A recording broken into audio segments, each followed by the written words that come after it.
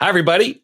Welcome to Ask the Planman. I'm your host, Bruce Weinstein, and I believe everybody deserves a plan in life, whether it's a financial plan, a retirement plan, a college plan, a tax plan, an estate plan. What about a business plan? What about a business exit plan? Today, I'm joined by the owner of iBridge Global Partners, Jeremy Stevenson. Jeremy's been helping business owners and their teams unstuck and solve the big strategic challenges for the past 20 years. He's worked in and with Fortune 50 corporations, co-founded and led a billion-dollar startup. He sat on numerous boards of directors. He's been an investor and consulted on numerous business scenarios. As a result, easy for me to say, he's been involved in almost every stage a company can experience, from fast growth to rapid decline to complete transformations. His work educates, inspires, and guides owners and their teams to look at their businesses through holistic lenses, clarify their company is and distill where they are trying to go. Together, they build a plan to optimize the company, achieve their short-term as well as long-term goals, and draft a roadmap to transition and beyond. I've asked Jeremy to join us today to talk about architecting a successful exit for today's business owners. So Jeremy, welcome to the Ask the Planman. Let's start out with, why do most growth initiatives fail? What owners can do about that, and then we'll eventually talk about exiting. Well, thank you very much for having me, Bruce. I appreciate it, and I'm glad to be here with you and your audience. My pleasure. And true, yes, I've worked with numerous different businesses. Most of the time, it's usually family businesses or privately owned businesses. But yeah, why do most growth initiatives fail? Boil it down, is because they think too small and they're not focused in the right areas, to tell you the truth. So, a lot of times to grow, you have to actually build a strong foundation to which growth can be supported by. And that is overlooked. It's always the shiny ball syndrome, essentially saying, I'm going to buy something. M&A is the way to grow. But, if you look at the business from the top down, from an enterprise, financial, operational, sales, and marketing, there's not a lot of structure. The owner's everything to the business in most cases, and in many cases that's true. And that is why most things fail. So, ask the plan man. So it sounds like a planning problem, right? And so you're basically saying either they're too distracted, they got too many balls in the air, but they don't necessarily have a core focus on something. So they're I want to phrase this the right way. Most business owners are good at working in their business, not necessarily on their business. Yeah. Maybe it's the reverse of that. So, I'm good in educating people in investments and insurance, but I may not be good in marketing. I may not be good in these other aspects that go into it, where you've heard people say over the years, a good leader knows what they're not good at and gets the talent around them to fill in those gaps. Yeah. So is that accurate in the sense here? Is that how you're kind of saying? Yeah, absolutely. I mean, Michael Jordan had several different coaches. Everybody needs a coach. The unbiased viewpoint, somebody that comes from experience, education, and can actually see the forest through the trees. Because I can tell you 9 times out of 10 when people ask me what my value proposition, I say education, experience, but most of it's unbiased viewpoint. It's been there, done that, got the t-shirt, but be able to see, clarify the goals. What are you trying to do? What are we trying to achieve? And then create a structure, a plan, tactics to get there. But yes, to your point, there's usually too many things in play on the minds of whoever's trying to make the decisions. And also, to what you pointed out, it's not being focused in the right areas. Being good at working in the business, you created an idea. Most business owners were whatever, at some point they had an idea, they wanted more autonomy. So they developed this business and actually, it flourished, whatever it is, it scaled to a certain point. And brute strength will get you so far. But after that, it does come down to being a visionary and putting the right leadership in place, or at least having the right mindset and thinking about, where do you want to go? What do we need to do to get there? Not just operationally. Hence why big corporations have CEOs, and they also have chief operating officers, COOs. Those are two different roles. Right. Obviously, the CEO is the visionary that has long-term planning on his mind. CEO is the one that's running the business on a day-to-day basis. So I know there's going to be, let's say, different segments of the market, small versus large. We're not a $1 billion corporation, right? So a lot of small businesses out there either came up with an idea or a notion or a strategy of some kind of business, and from the ground floor up, they've built it, right? Which is different than you're going to become the CEO of Exxon or Ford, right? That's a different skill set, different size. Where I'm going with this simply is I don't know what I don't know. The CEO role or label there, again, unless you went to like Wharton, business school or something and got your MBA in this stuff, like I didn't grow up through the ranks of becoming a CEO. I am a CEO, if you want to define, like I run my business. I've been self-employed for 36 years and I just do what I do, but I've never had formal training. I may have natural gifts or skills and clearly, but where I'm going with this is you don't know what you don't know. Yeah. The challenges of these small business owners is really and I'm not trying to pigeonhole anybody, is the inability to look in the mirror and to truly self-assess. And then in a male-driven business world, no disrespect to the female side, is you got ego, right? You got hubris and ego in the way. Whereas a female leader may more willingly accept help and assistance where, you and I are the guys like that don't want to take directions from somebody when we're driving in our car, right? That's the old joke. You're going to just keep going round and round. Like, so the where I'm seeing the challenge here for a lot of people would be in the sense of letting go, right? Yes. Is to recognizing, I said earlier, good CEO knows, but if I'm a new business owner or I've been in business for a few years, am I really willing and able to allow somebody else in? Am I going to be open-minded to listening, right? You took your glasses off. We were talking before. We both had glasses on. It's like I wear a different prescription than you. Put on my glasses, right? So put on Jeremy's glasses and see it from his point of view. Thank you. Put them back. There you go. And so see it from his point of view because my glasses, I'm only seeing so much. I'm myopic. I'm only seeing what's in front of me. And a specialist like Jeremy is going to give you, the term visionary, right? You're saying they have the visionary skills.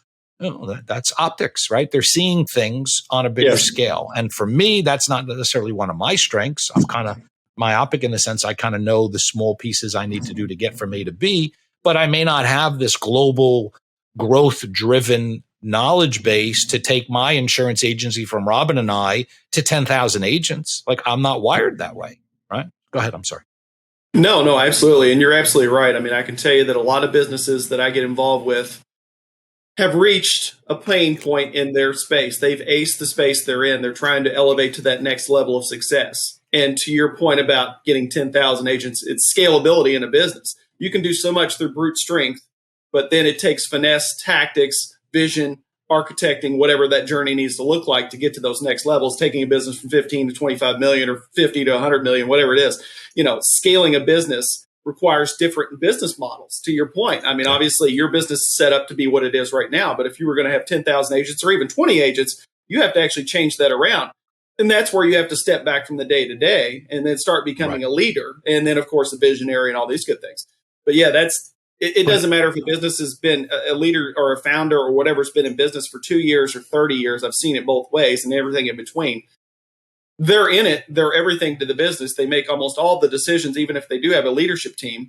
And so, yes, to your point, they had an idea at one point. They built a business around that idea, but trying to figure out how to step back essentially and say, this is where I want to take this. And let's tie it into personal financial goals. And why do I want to use this business in this particular way? Serial entrepreneurs have this mindset because they've done it more than once. They understand that a business can be a wealth generating asset that can fund personal financial needs and create autonomy and freedom and all this other good stuff.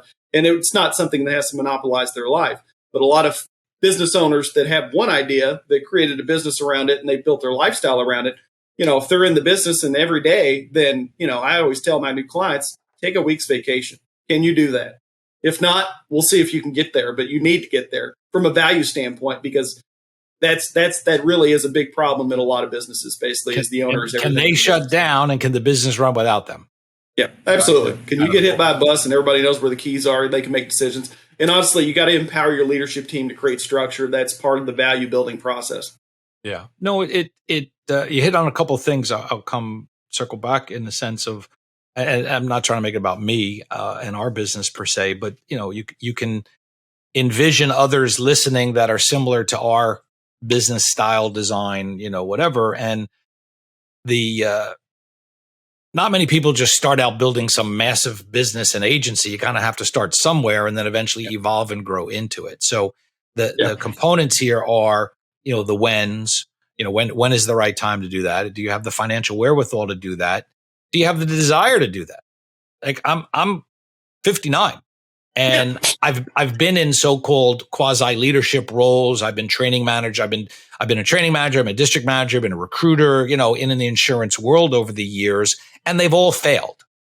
Not by my design, but by the organizations or the groups that I'm at, where I'm like, you know what, it just keeps not working for me. I don't get to make the kind of money that I'm sacrificing. I don't get the support from the management team that I'm being asked to participate in. And, all things end badly, otherwise they wouldn't end. And they've all ended badly. And at the end of the day, I'm the one who sacrificed my personal productivity and growth for my business in exchange for trying to help others build their businesses. And so now that we've, rebuilt this Weinstein Wealth Insurance Solutions, is all I hear in the circles of the insurance space is you got to scale. You got to scale, you got to scale, you got to scale. If you can only make so much, you can only do so much, because when you go on vacation, what's happening? And then what's your exit? Well, I don't necessarily have an exit. I'm not looking to build something to sell. I'm looking to build something to sustain. My wife and I have a lifestyle that I want, and not have the anchor of potential baby agents that I've got to grow. Yeah. That's my own self-realization conversations of like, I don't know if I want to make that sacrifice at this stage of my life. Now, for a 30-year-old, a 40-year-old, and even a 50-year-old, they may view that differently. And I know tons of people that are scaling and building their agencies with a different mission.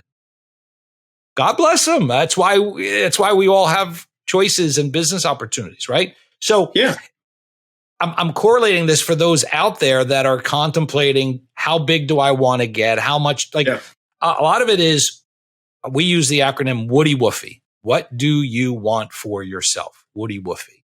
Whether it's your financial goals or your business goals, what's Jeremy's Woody Woofy? What are you trying to accomplish? And so when I started this business and got into the space, what am I trying to accomplish? Who's my client avatar? What am I trying to help? Why did I create the Planman? Is to help all comers.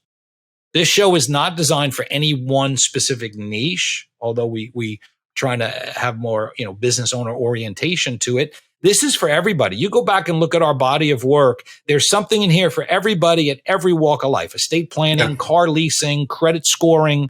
Oh yeah, we talk about health insurance, life insurance, and the like, but there's something for everybody. So that's my 30 years of experience, that instead of trying to hire a team of agents and go out and do more business that way, is I'm trying to create an environment of self-education for people to come learn. And so you being added to my library now on business strategy, exit planning, how do you architect this? Well, for those listeners that are in that realm, they can kind of draw on this, pick up some nuggets, reach out to you, reach out to me, or get professional help in that regard. Camera's flashing. You seeing that? No. Just check, make sure. So go on. So you have any feedback? I'm going on my dissertation here. So. I totally get what you're saying, and you're correct, because you're being deliberate in your thought process in terms of what you want. I mean, not everybody in your world in insurance terms wants to build nationwide. I built a really big startup where I was a partner in a really big startup, and we sold it to Nationwide and all this good stuff. And Nationwide bought us for a purpose. But to your point, did we set out to build what we built in terms of the initial stages? No, I literally was the back of the napkin idea when we started that journey. Right.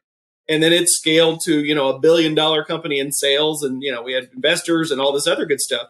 But that was, we just needed to raise some money and actually create a business around this idea. And, it scaled to 170 employees and all that. But to your point about trying to create a business and trying to focus in the right areas and try to create clarity of what you want. I mean, yes, it's perfectly fine, obviously, case in point, to build a business that's going to die with you. It doesn't have to be an entity that you can actually sell that has value and all this good stuff.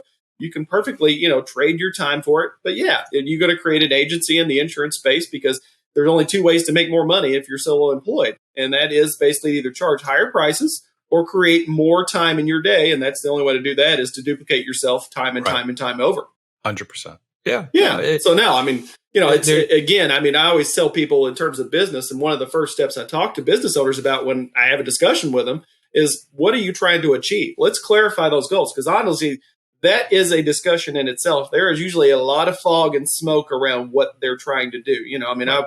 I'm trying to grow this business. Okay, we've tried and failed. Essentially, we've hit this certain level of success, but I know there's more meat on the bone. And or I'm starting to think about what that long-term journey is and how do I improve the value or create value for this business and start making it attractive so somebody will actually pay me for it in the future. And, the missing link to that, in my point, always is, what do you need from a personal financial income source? What do you need in assets to create freedom for yourself? Because there is no separation of finance when you own a business, personal, privately held business or a family business. So, that's like us, we've sacrificed the revenue stream to put back in the business to accelerate growth. So you have to make these decisions. Do I want that brand new 85-inch plasma TV for 10 grand, or do I want to add to my Facebook marketing budget? Right. If you're getting ROI, you don't want to pull the money out. You want to keep expanding that investment in the business growth. And so where do the lines meet? And then when do you eventually say, okay, now I'm comfortable, now I'm able? So again, everything you're saying is hitting the plan man and the aspects of the Woody Woofy, right? You're just calling it something different, but what are you trying to accomplish, right? What are we here for? What's your why? What's your because? And then what's your strategy to go from A to B? If there are serial entrepreneurs that have done amazingly well. They know what they're looking for. They're not married to these things. They build it up. They put in a team, and then they look for an exit. Right? That's what venture capital and angel investors, they entrust the others, the Mark Zuckerbergs and the Bill Gateses out there to come up with that. I'm going to fund it. I'll take a piece, let them do their thing. And then it's off to the races. And then there's guys like you and me that are in the trenches building our own.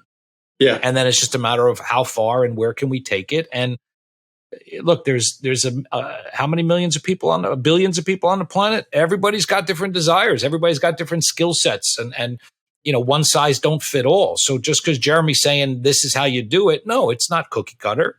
It's not. It's on page 13 of his manual. It's, Bruce, what are you trying to do?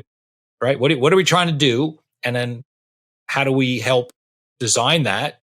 And then ultimately, are you willing to pay the price? Which is what I do with financial planning people. Like, Jeremy, if you want to retire at 50 versus conventional 65, if it's doable, are you willing to make the sacrifices it requires to do it? Right? And so that might mean eating SpaghettiOs, if they still exist, instead of going out to Ruth Chris steak dinners. Like, where do you draw the line on that fiscal sacrifice? And no different for a business owner. No, absolutely not. You're perfectly right. And like I said, it depends on how you want to utilize the business. And most business owners end up, they built the idea, and it monopolizes their world or whatever. But to your point, do you want to sacrifice? Do you want to optimize this business and use it as a wealth generating engine to actually fund ancillary investments to create financial freedom? So therefore, you can actually operationally retire as you want to step back, whatever point you desire, because you can architect the deal the way you want or the journey. But, how do you want it to look? And if you have financial resources, that always creates freedom and options. And I can tell you, even if you want to sell your business or transition it to your family or whatever, financial freedom is a very big plus on your side, because a lot of people will tell me, well, I'm giving it to my kids. It's not an exit. Well, that is still an exit, I hate to tell you, because 9 out of 10 business owners that I've seen, I've been doing this a long time, talked to a lot of business owners, they still stay engaged in the business. One, because they have no identity outside of the business. Well, that's right. Because they've been in the business so long. And the second thing is, the business has to become exponentially more successful at that point to pay everybody. And so if you don't have the financial resources, you're worried about that dividend check getting paid to you. So, you've got to put a little bit of science, art, and tactics involved in this to figure out what the journey is. Same thing as a W-2 role, too. I mean, you think about building a resume. I mean, there has to be some structure and strategy. But I think the overall arching point essentially is a lot of business owners are reactive as opposed to proactive, what you're saying, Bruce. So I want to come back. You hit a couple good points I had some follow-up comment or questions on. So the letting go, the transition out, I found in working with my clients over the years, whether they were W-2 or self-employed. Jeremy, what are you retiring to? Yeah. how much money you need is relative to where you're going and what you want to do. So we're back to the whole Woody Woofy, right? So yes. there are plenty of successful people. There are certainly CEOs and owners of companies worth millions and billions of dollars that don't step down and don't stop. Has Warren Buffett stopped working? He's in his 90s. Okay. Bernie Marcus is 93, founder of Home Depot, right? They don't stop. There's that spirit in them. And then I call it the Bear Bryant syndrome. Those who are old enough to know Bear Bryant as a football coach finally retired from Alabama. And I think within 3 months he died. And I called it Bear Bryant syndrome. This is back in the 80s. Is he lost his purpose. He lost his reason to get up. He'd been a coach in his identity all those years. He finally decided to stop. And now he lost a reason to get up. And so in today's world, 40, 50 years later, people are living longer. They have a deeper desire purpose. They're not necessarily out there golfing and fishing anymore. And they're making money. The game is about making money for certain levels of people, right? Yeah. You get to a point of financial success. What I do as a planner is identify where that line is. Again, I'm throwing some things out here is you have your own lottery ticket, right? How many times you said, if I won the lottery, we'll have the fantasy. If I won that lottery, what would I do? Right. Yeah. Well, I flipped the tables. I said, Jeremy, you already have the winning lottery ticket. Okay. Your financial plan is going to show you your winning lottery ticket. I assure you it's there. What I don't know is the cash in date. Yeah. Right. So think about that. So we all have an end game. We all have that finish line, grabbing the brass ring and exiting. The question is, how much does it take? What is the amount and what's the date that I could actually claim it? And if you want to retire at 50, 55, 60, 65, never, well, that's what planning's about. It's going to help you put that blueprint together. And so I'm just taking the personal financial planning conversation with Jeremy here. It's the same thing for a business owner. They have their personal finances, which might help dictate it, but it's what's the business going to do? What's the business financial plan? What's the exit plan? How do I prepare? And then what I want to get into before we run out of time is the strategies behind optimizing, because that's one of your areas of expertise, is not just getting out of the business, but how to optimize it. Because how many times have you seen, let's talk about a couple of incidents you may have where you're seeing the owners are taking out way too much capital deductions, expenses to drive their taxes lower. But at the same point, what's it doing? It's diminishing their business value, which when they're ready to sell is going to cost them a multiple of X. So let's talk about that. So yes, I completely agree. And to your point, I mean, I've built a calculator out essentially to tell people, or at least let people know that we can run through and sketch it out to say, what do you need in portfolio size to create the retirement income you want? Now, if you're worth 50 million or if you're very successful, that's a different conversation. But, you know, if you're a normal business owner, a lot of business owners that are just wanting to achieve, it has to have a goal. And that's where you have to come down to. So this creates a goal, and then you can translate that over to the business, going from mathematics, addition, to multiplication from the business standpoint, and saying this is what the business is doing: revenue, EBITDA value, profit margins. This is the time frame that we can actually try to hit that portfolio value. But I always tell people we can start to fund this beforehand. You don't have to wait until this pie in the sky date in the future to sell your business. Okay. And to your point of not stopping, why do you want to stop if you don't want to? That's not necessarily the case. You don't have to if you create options financially, so you don't have to sell your business, because unfortunately 50% of the businesses in the United States don't ever make it to the finish line. You know, catastrophic health events, disruption, divorce, whatever it is. So you got to use the business as a financial wealth generating tool while you can. But yeah, I mean, what are the mistakes in terms of trying to position the business for maximum value, if indeed you do want to make it attractive to buyers? A lot of times it's structure. It's really what it comes down to: structure, tech, systems, processes, and talent. So structure meaning, so slow down, say it again. Taxes, structure, tech, systems, technology, technology, structure, and systems. Okay, yeah, systems, processes, and talent. That's how you optimize the business. Talent. Okay.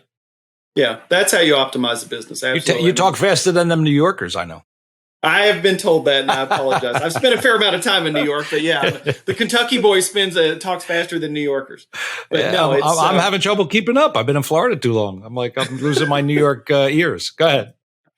But no, absolutely. I mean, I can tell you the number one problem essentially is the owner being everything to the business. And you've got to create that leadership structure and then on down, essentially distilling the information, getting it out of people's heads and onto paper from a documentation, from a process standpoint. And is there any processes in place? Those are huge problems for almost every business because it's not the sexy side. And to your earlier point, owners don't want to relinquish that power because they started out that way. And then they hired individuals. They built the business, and the baby became bigger. And then it just there was never a transition or a pain point to say, "Wow, I need to actually relinquish some of this and hand the baton to my leadership team, so I can step back and be the visionary." And at the same time, if you do everything right, you can enjoy the business owner experience and you can enjoy life instead of just living at the office every day for the rest of your life. We've said it a few times. You just said it again in there is the owner to either realize or acknowledge and let go. And again, I think this is the flypaper, right? This is where people are getting stuck. Yeah. And we touched on it earlier, is the hubris and the ego. So how do you help them overcome this? To me, this is a major hurdle, right? Because logically, it all makes sense, right? You put it on paper, logically it sounds great, but we got emotions. And emotions are probably the biggest obstacles for all of us in most walks of life in our decision making, right? We make emotional decisions, whether it's logical or not, it's tied to emotion. It could be the best thing in the world, but emotionally I can't get my arms around it. They're not going to do it. So how can we help those out there that are stuck on that emotional baggage side of this, even though the logic is there? Are there any tools, training, tricks? Like, how do you help people who are stuck emotionally get to that point? I know you're not a professional therapist, and we've got an episode with somebody who is a professional therapist that works with family-owned businesses in some of those dynamics. But, what would your experiences lend to us? No, I always say part of my job is, 30% is psychologist in terms of that. But no, I'm not a professional therapist. It's baby steps. Again, creating the goal from a financial standpoint or whatever that possibly is, and then start creating tactics and a roadmap to be able to get them there and step away. And it's usually through conversations and baby steps. Take a vacation, take a week off, see how you actually can do that, or take a few days off, take a weekend off.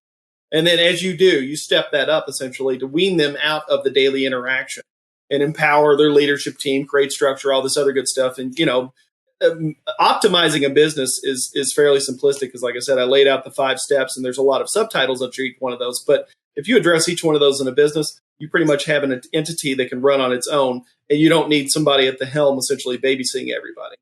That's why you're empowering your team, your employees, and all that. But how do you get a business owner to step away? One, most of the business owners that I'm working with, because obviously they made a phone call and they made a conscious decision to start having a discussion about this. They experience the pain point. They see what's next on the horizon, whatever it is. They're trying to grow, scale, streamline their business, and or starting to try to increase value of their business so they can exit at whatever point. They have a pain point, they have a problem, and they know they need help. Well, that's where you kind of step in and start having those discussions. We all know we have pain points. The question is, are we going to acknowledge it, recognize it, and want to take action on it? Right? I'll use this scenario like, we'll go for that occasional massage, right? And, they tell you, what's bothering you, like, oh, it's my shoulder here, or my lower back. And then they start rubbing something totally unrelated to those two areas. And I'm like, holy crap, that hurts. Yeah. And so it's a pain point you don't know you have till somebody starts poking it, right? Is my correlation here. And so professionally, people like Jeremy, they're going to find those hidden pain points that you may not have been cognizant of, right? Again, what am I doing in the financial planning world, and what Jeremy's doing, I'll label I don't want to speak for you, is we'll call it SWOT. The SWOT analysis: strengths, weaknesses, opportunities, and threats, right? And so whether it's personal or business, we all face those 4 things. You need to know what your strengths are. You need to know where your weaknesses are. You need to know where your opportunities are and your threats. And so then you're going to plug in, I'm going to give financial recommendations, insurance recommendations, goals, modifications, budget conversations, what have you. And I too, like you, wear the psychologist hat, because it's money and it's emotional. And so Yeah. I have said in my 36 years of counseling people, like, I wear a psychologist hat here because I've got to help you fundamentally, psychologically deal with and get with over those hurdles of money, Yeah. what it can do for you, what it means, why you're doing what you're doing, and what the end game is. You're just doing it on a bigger scale with a bigger, bowl of fish, and that's a business owner who's got a little bit more moving parts. But at the end of the day, the blueprint is fairly similar in what you're going to execute. You're just doing it on a corporate level. True? It is. No, absolutely. I mean, SWOT's obviously part of it, but yeah, I teach leaders, basically business leaders, business founders, whatever, how to turn their business into an economic engine to fund their lifestyle, retirement, and enjoy life and enjoy the business experience at the same time. It's different ways to say it, but yeah, there is an element of psychologist certainly to it.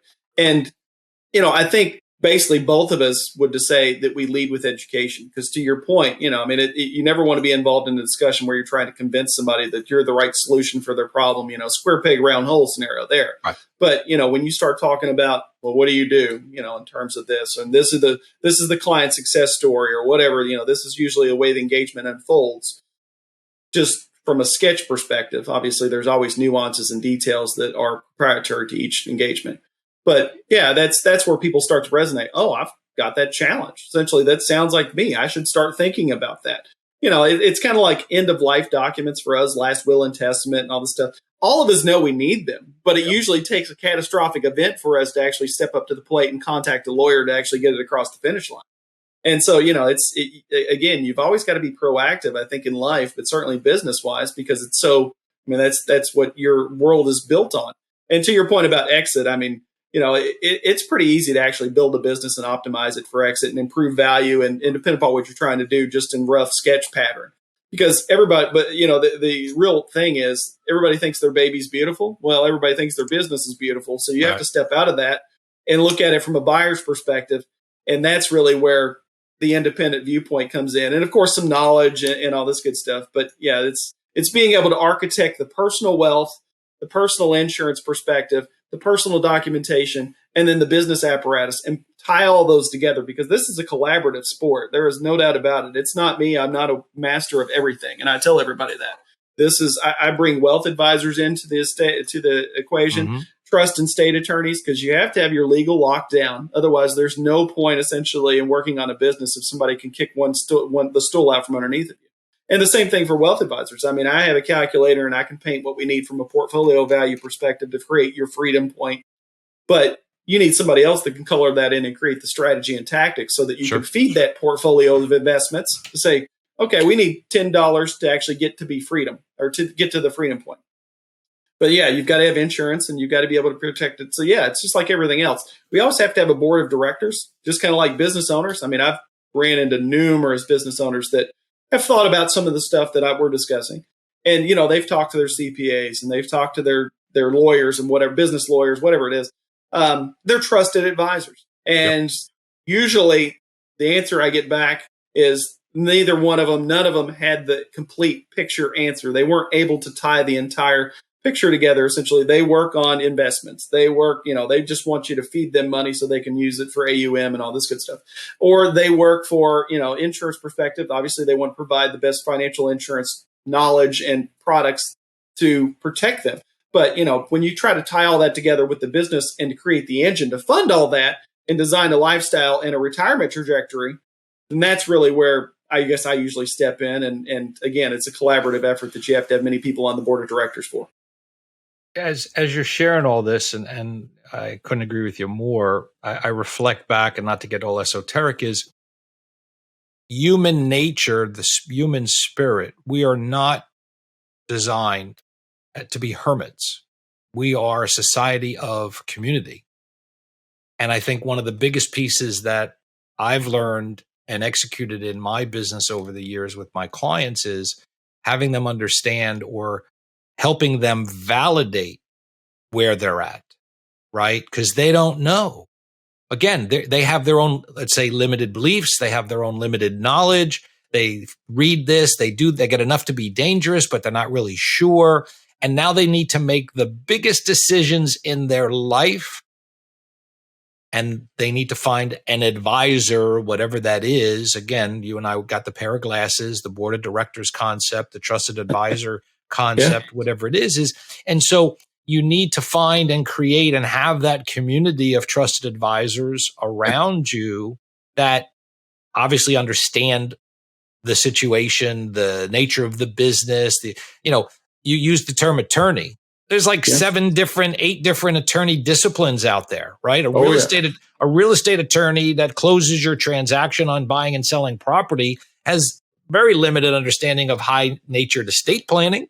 Yeah. And that's not the person you want to get you off of death row if you're going to need a criminal lawyer. So again, the term, I spoke to my lawyer. Well, are they an estate planning lawyer? Are they a business distribution lawyer? Are they a business, like, do they understand the nuances of negotiation? And again, it's only as good as the people you put around you and that sense of your community. So if your circle of influence isn't the right circle of influence, then you need to find somebody like Bruce or Jeremy that can then open up those doors, bring in other advisors, and give you the pushback.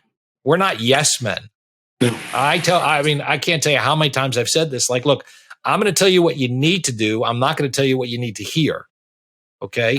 And so if you don't like it, it's your medicine. I'm going to give you an unbiased, direct opinion of the situation, and you do with it what you want.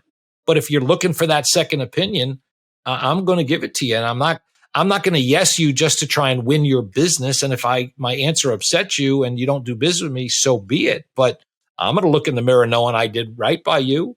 You have to decide to take your medicine. Right. And same thing, on your level. So the board of directors, that sphere of influence, the creating the advisory team around you is, look, every business owner at some point is going to start with the tax person, right? Because they got to file their taxes. They got to understand their expenses. So usually the CPA level is that first line of defense. And again, I'm not judging, knocking anything along those lines, but there's different tiers of successful or not successful, knowledgeable tax advisors. Yes. So starting right there to make sure you've got, my brother-in-law files my tax return for me. Well, wait a minute, and again, I'm not knocking H&R Block, but if he's just an H&R Block, tax preparer, there's a difference. And we've got episodes on this, folks, so go check out. There's a difference between a tax preparer and a tax strategist and a tax filer, right? Yes. So again, look, everything behind the plan man is the word proactivity. Yes. A tax filer, it's too late. The door's closed. They're taking what you've done already. The year closed. They can't go back. A tax advisor is going to say, hey, you know what? You should be doing this, that, and the other thing. We're going to tweak this. You're going to buy that. You're going to write this off. You're going to, again, whatever the terminologies are, what's the word? Depreciate, right? Depreciate. So these are things we need to do that's going to help alleviate your tax bill come April. The tax filer in April is like, okay, give me the sheets. Like, I'm just going to type it in the system. Like, that's not a tax strategist, right? So just extrapolate that into the other aspects of the financial advisor you're working with, the stockbroker that you're working with. Like, again, if it's an 800 number that's just taking your order, that's not getting you financial advice. That's not somebody who's pulling up their sleeves with you and getting dirty and really digging into it. And that's what Jeremy does with iBridge, is to get sleeves rolled up, get in the dirt, figure out these strategies, and help you, whether it's a 1 year, 5 year, 10 year, 20 year game plan, is put all of these things in place for your end game and your Woody Woofy. Yeah. Absolutely. The Woody Woofy, absolutely. And to your point, estate and trust attorneys are not all made equal either. I always say you need somebody that can make your business judgment proof, essentially, litigation proof. And there's different ways to do it. And obviously they're all above board, but not all estate and trust attorneys are created equal. And I think to your other point about, who's on your board of directors and do you have the right people? You don't go to a brain surgeon for heart surgery. You don't go to somebody that's a general practitioner if you need a heart transplant. The same deal. Look, if nothing else, I'll leave some of these closing thoughts.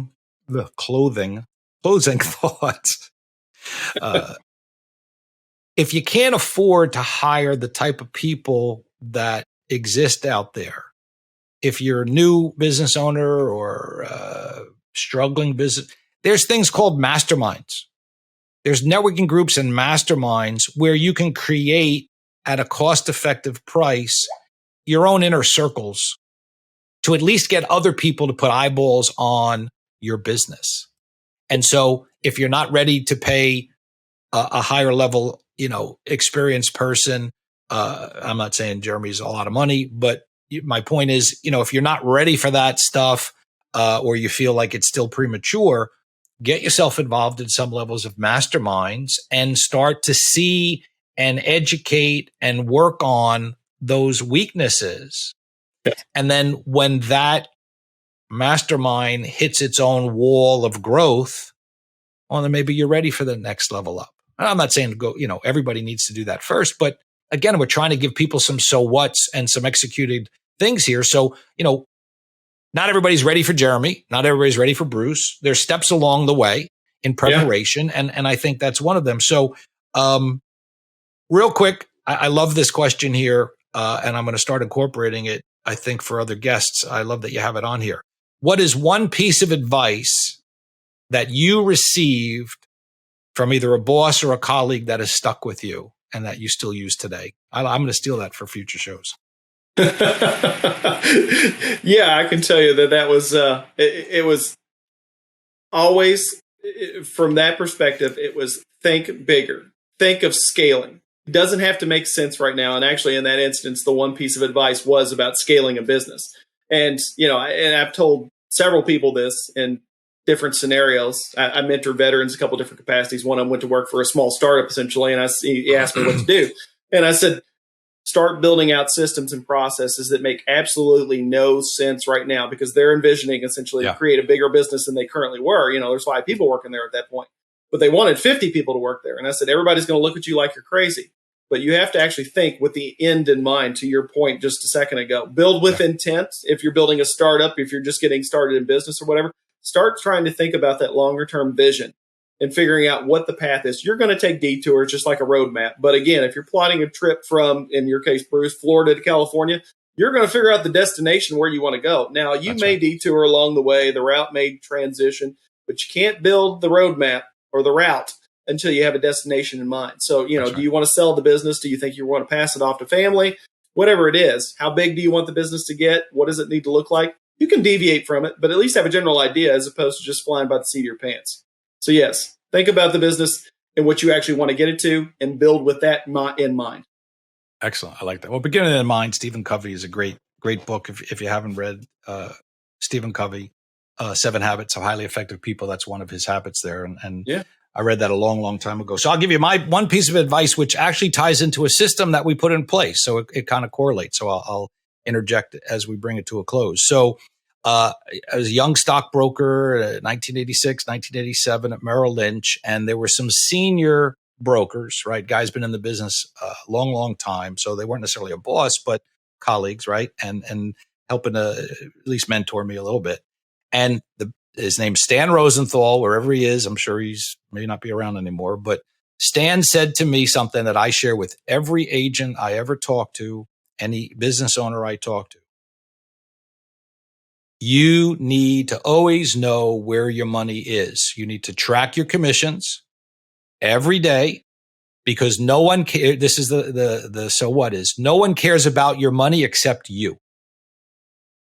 And I could tell you 35 years later, we've implemented a computer, program, a system, a software that we use that tracks commissions, because we went from manual back then, where I had a notepad, and every day if I did some business, I'd write down Jeremy Stevenson, $95. And then the next morning you'd get your commission run.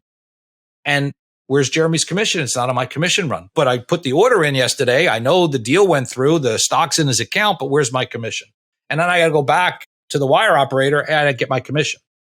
You know how many people don't track their commissions and never notice that $95 didn't get paid? Well, guess what happens come payday? It's not going to be in their paycheck. So he said, nobody cares about your money except yourself.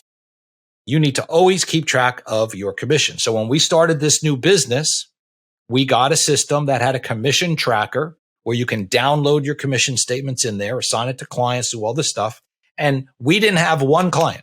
We hadn't even started producing and doing deals. And that was one of the first tools I purchased and subscribed to. And I gave it to my wife, Robin, and I said, you need to master this. She's like, why? I said, because when we start getting clients, you need to know how to work it. And when we have a large amount of clients, you'll already have mastered it. And now 2+ years in, like she knows what she's doing. I said, I need a report on this. Tell me how much business we did with Jeremy. She could show me that report. We have referral partners. What's their splits? How much business do we do with carrier A, B, and C? Like, I can track everything now. And guess what? Do you know how many months we consistently find business we didn't get paid on? And then she's on the phones with this carrier and that carrier, right? So I know people that have sizable businesses larger than ours in this space that I've asked them, what do you use? Like, I don't use anything. I'm like, seriously? Do you have it? So think of this, and then we'll wrap up.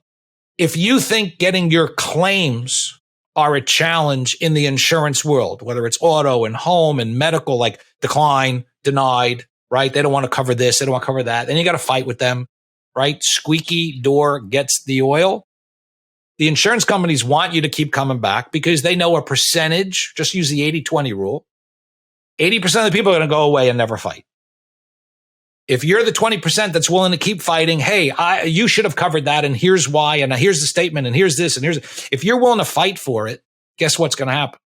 Eventually, they're going to approve it, and they're going to either give you the service or give you the coverage or the payment, right? Yeah. But path of least resistance is no, no, no, and most people are just going to go away and accept the no. Yeah. Not me. You got the wrong huckleberry. That ain't me. Okay. So if you think they're notorious for doing it on claims, why would you think that they wouldn't try and screw the agents out of their commissions? Because if they know a percentage are not paying attention and they can get away with not paying you that $3, $10, $50, whatever it is, and you're never tracking it and you don't know, they're keeping your money. They're keeping your money. So at its core, any business owner, if you're not tracking where your money is, when you're due, accounts receivable, right? Accounts payable, accounts receivable, who's got my money? And make sure I'm getting it, right? Yeah. So at its core, I'm commission based. Nobody's paying me a salary. If I don't get my commissions, I don't pay the bills and I don't eat. So I got to make sure my commissions are coming in. Right. So that was my big, and 36 years later, I still fundamentally, and I tell everybody, spend the money, get yourself a system, which is to your point, having systems, and track your business revenue and, commission, however you're getting your money. So, yes. All right. Thank you for that. Let's bring it to a close. Jeremy, how can people reach you at iBridge? We're going to put your contact info in the show notes, but for those listening that might want to reach you, what are the best ways to get a hold of you? I am on LinkedIn, so you can look me up. I'm always happy to have a discussion in terms of that, so no problem there. Message me, connect with me, whatever you want to do. And then, of course, you feel free to email me. So jstevenson at ibridgeglobalpartners.com. So it's the letter I, bridge, beat, like you drive over, then Global Partners with an S, so all continuous, ibridgeglobalpartners.com. I mean, Weinstein Wealth, like we keep coming up with these long emails, systems for people. We got to dummy it down. They're too long. People can't type and they got fat fingers like me, and then they misspell it all the time. So absolutely. Now tell that to the people that buy URLs and then charge crazy amounts of it's like you pay per letter. Jeremy's number is 502-741-7852. Again, it'll be in the show notes. I'd like to thank my guest, owner and founder of iBridge Global Partners, Jeremy Stevenson. We hope that we've brought you some nuggets today. You've got some takeaways here. You can reach out to Jeremy, reach out to myself. You've been listening to this episode of Architecting a Successful Exit for Business Owners, what you need to know, how to plan, how to be proactive. My name again is Bruce Weinstein. This has been an episode of Ask the Planman. I'd love to hear from you. Jeremy and I need your help. Please like, share, and subscribe to today's episode. If you know other business owners that need to listen to this episode, if you know people looking to get into business, this is definitely a blueprint on what they need to know to get started. any walks of the business space. You can reach me at, oh, look behind me, there's a banner here. Text the word Planman to 321-421-5213. You can find me on YouTube at planman.tv. All your podcast channels, 844 Planman. I'll pick up the charges. You can call me day or night. Last but not least, Bruce at asktheplanman.com. I'd love to hear from you. Keep sending us your ideas, questions, and we're happy to address them. Again, when you need some advice, always get it right. Come ask the Plan Man. I'm your host, Bruce Weinstein. Jeremy Stevenson. Stevenson. Thank you so much for blowing the close. Thank you so much for being with me today, Jeremy. We hope to see you again on the show soon. Absolutely, Bruce. Thank you very much for having me, and I appreciate the time with your audience, and I look forward to future discussions. Thank you, my friend. Talk to you soon. When you need some advice, never sacrifice, always get it right. Ask the Planman. Finance, insurance, and more.